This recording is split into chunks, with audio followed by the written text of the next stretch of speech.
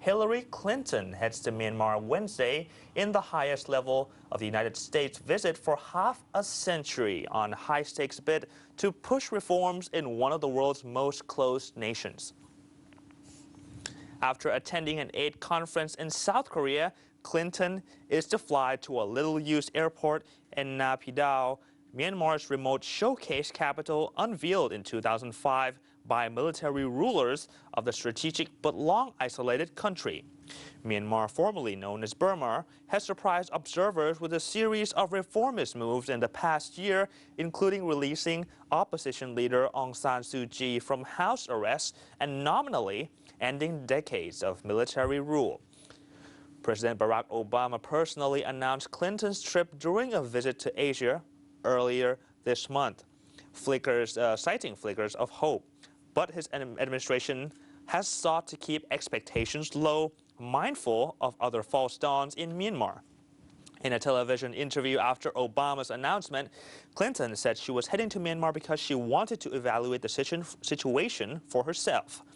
Clinton said she would insist that Myanmar free all political prisoners. Estimate varies between 500 and more than 1,600, and move to end long-running ethnic conflicts that have displaced thousands of people. Senior administration officials said Clinton would not announce an end to sweeping economic sanctions on Myanmar, a step that would require approval by Congress. But top U.S. diplomats rarely undertake such high-profile visits without being ready to offer some incentives for further action. On Thursday, Clinton will meet President Thein Sein, for a former general now at the vanguard of reforms, before flying later in the day to Myanmar's dilapidated main city Yangon to confer with the democracy leader Aung San Suu Kyi, whose views hold great sway in Washington. Myanmar once supplied food across Asia. Until World War II, the country enjoyed some of the continent's highest standards in literacy and health. But the country now languishes near the bottom of global rankings of human development. While it exports gas and other lucrative products to neighboring nations, it remains under tight U.S. and European sanctions. Amnesty International said Clinton's visit should be measured through progress on human rights, saying violence, including rape, was still rampant in insurgency-torn ethnic minority areas. Estimates of the number of political prisoners behind bars vary, with some rights group estimating more than 1,600, but Suu Kyi's party, the National League for Democracy, has said the real number was around 500 to 600. Myanmar freed 6,359 inmates last month, but the Thailand-based support of groups said only 241 were confirmed to be political prisoners. The other U.S. Secretary of State to visit Myanmar was John Foster Dulles in 1955. And on the line right now is a Bangkok-based journalist. Joining us here today is Larry Jagan. Good afternoon, Larry Jagan. Afternoon. Good afternoon, Larry. What is the significance, could you tell us, about this new beginning? Could this be a new beginning of a more open Myanmar, not only for neighbors, but for the wider world with this Clinton's visit here? I think that Hillary Clinton's visit is not only a historic visit. After all, it's the first visit by a U.S. Secretary of State in more than 50 years, but it is the marking of a new era for Burma. It certainly shows that the country wants to open up to the world, not just to ASEAN, and after all, it's got the chairmanship now of 2014. It wants to also have good relations with its other neighbours, India and Bangladesh, but also the West. And this really could well be a very significant step. Mr. Jagan, do you expect any concrete outcome between the talks between the Burmese authorities and Mrs. Clinton?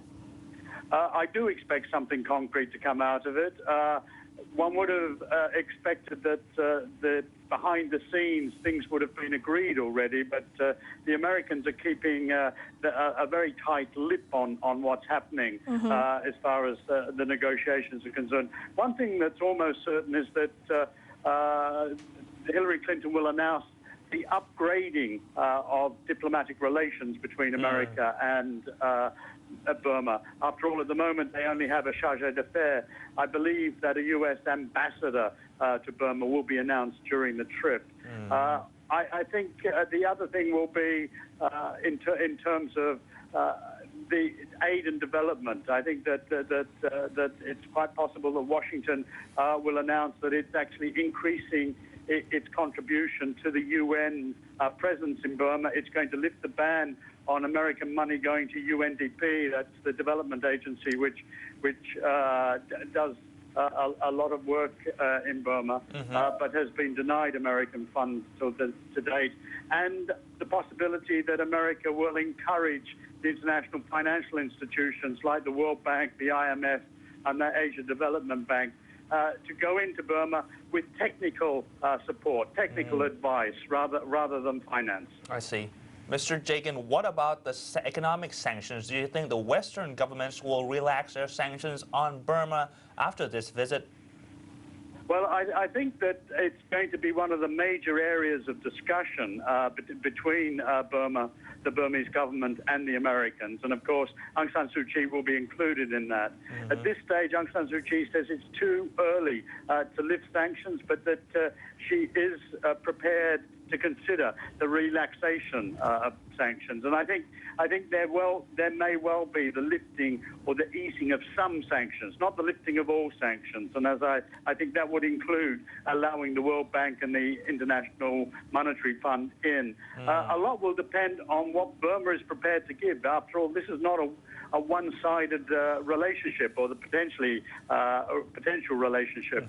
And the Americans are very frustrated by the fact that the next batch of political prisoners have not been released, and they will be putting pressure on the Naypyidaw government to release political prisoners and to have serious talks with the ethnic minorities that are yet to really be brought into the process.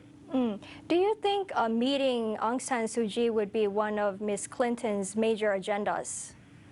Oh, there's no doubt that Hillary Clinton is going essentially to meet Aung San Suu Kyi and to have a photo opportunity with her. We know that Hillary Clinton has admired Aung San Suu Kyi and her battle for quite some time, as her husband did when he was president, and in fact they awarded her a special medal of bravery during the last days of Bill Clinton's term in office. So there's no doubt that this will be the high point for Hillary Clinton on her visit. The hope is that she and Aung San Suu Kyi together may well be able to lever increased democratic reforms from this regime. Mr. Jagan, one last question. Now with the increased activity of the United States in Southeast Asia and now in Myanmar, how do you see Myanmar's attempt to balance its relations between the superpowers, as China has a significant influence on Myanmar already? I think this is probably the most important question of all, and we won't see the results for some time. There's little doubt in my mind that this visit to Burma, in part, is really the Obama administration shifting its emphasis in Southeast Asia and wanting to counter Chinese influence, not just in Burma, but in the whole of the region. It feels that it's been negligent and needs to up its involvement, and obviously Burma is part of that. And I think that strategically that's the real issue. America wants to counter Chinese influence in Burma. We've seen evidence that the Burmese are reluctant to be too dependent on the Chinese. The suspension of the building of the Mitsun Dam in Kachin State, which was funded and being constructed by the Chinese, was one slap in the face. The chief of the army, Min Aung Hlaing, went to Vietnam on his first international visit 2 weeks ago. That's another slap in the face to China. So it's quite clear that Burma wants to broaden its relationships, particularly with the region, but also with the West, wants to reduce its dependence on China, but China will remain #1 friend. I see. Thank you very much, Mr. Jagan, for sharing your viewpoint there.